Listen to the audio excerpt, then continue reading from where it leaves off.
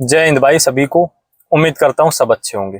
तो दोस्तों आज इस वीडियो में हम बात करेंगे दिल्ली पुलिस के लिए जो अपने पास लगभग 2.5 महीने का समय बचा हुआ है, इसमें हमारी क्या स्ट्रेटजी होनी चाहिए और साथ में नए पैटर्न के हिसाब से हमें कैसे अपडेट रहना है, क्या हमें बदलाव करना है।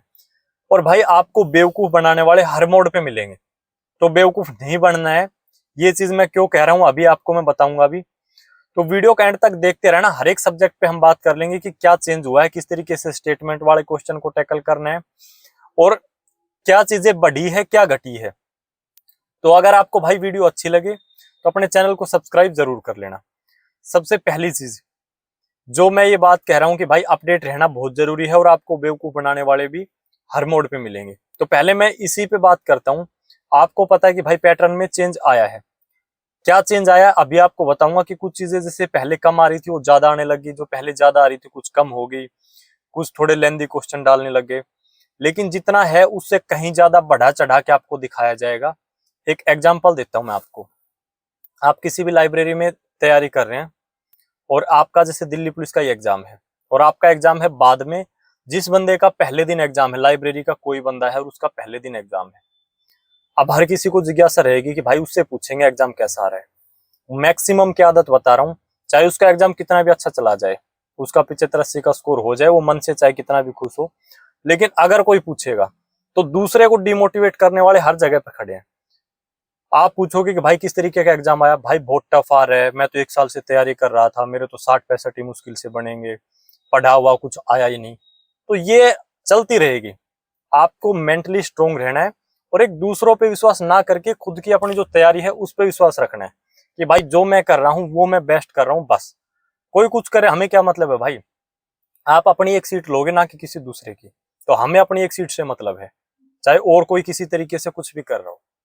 तो मेंटली स्ट्रोंग रहना है हर जगह पे, चाहे एग्जाम की बात हो, चाहे फिजिकल की बात हो, किसी भी चीज की बात हो, या अपनी खुद की पर्सनल लाइफ की बात हो। तो अब आपको मैं बताता हूँ कि भाई हकीकत में चेंज आया क्या है। ये एग्जांपल मैंने इसलिए दिया कि चेंज तो हुआ है लेकिन उसको इतना बढ़ा देंगे हद से ज्यादा। मतलब ऐसे ऐसे मेरे पास में मैसेज बहुत सारे आए कि भाई हम पीवाईक्यू लगाना छोड़ दें। भाई बेवकूफ हो क्या, क्यों छोड़ दो पीवाईक्यू लगाना? पीवाईक्यू आपके सब्जेक्ट के बाहर से है क्या? वो भी आपके सब्जेक्ट के अंदर से ही बने हुए हैं। लेकिन हाँ मैंने कह दिया कि भाई वन लाइनर लगाना छोड़ दो। जो आदत थी वन लाइनर लगा के कि हाँ भाई हम अपना 25-30 का स्कोर कर लेंगे, वो नहीं होगा भाई।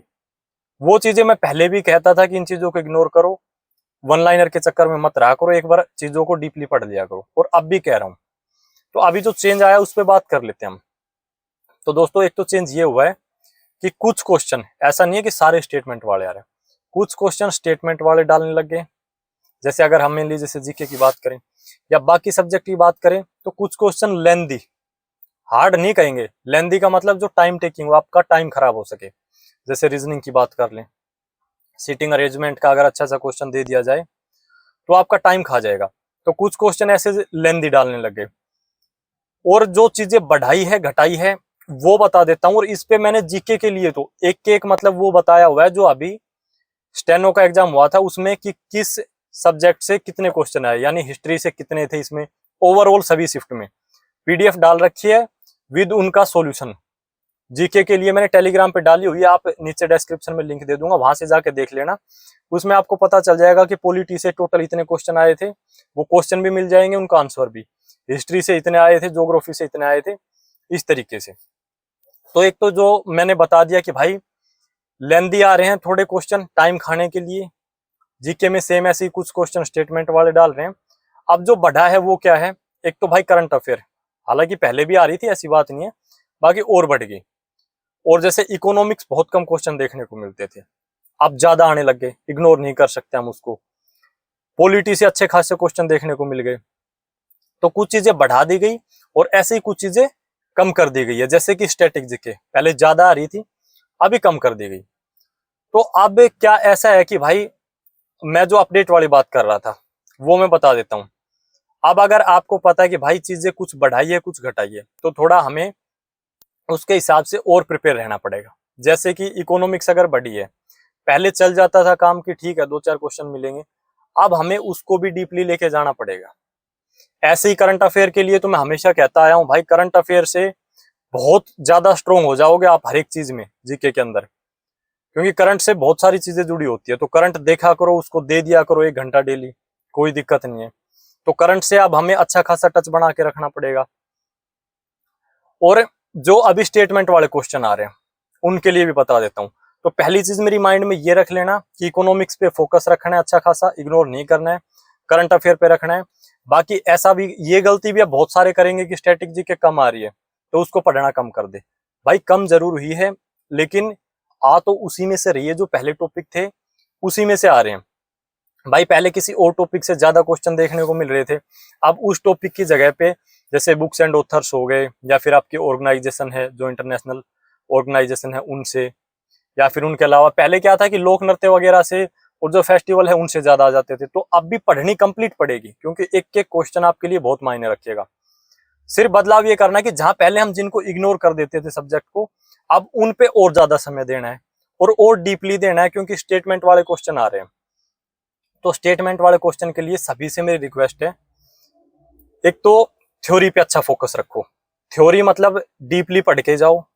और साथ में जो पीवाईक्यू, जो वन लाइनर की आदत थी, मैं हमेशा पिनेकल ही आपको क्यों कहता हूँ भाई पिनेकल से लगाओ, वहां पे भाई आपको क्वेश्चन मिल रहा है, उसका आंसर मिल रहा है, साथ में नीचे आप देखो एक्सप्लेनेशन कितनी अच्छी दे रखी है, उस एक्सप्लेनेशन से कितना कुछ आपको सीखने को मिलेगा, उसको डीपली अच्छे से लगाओ। तो बस ये आपको बदलाव करने हैं कुछ जीके के अंदर।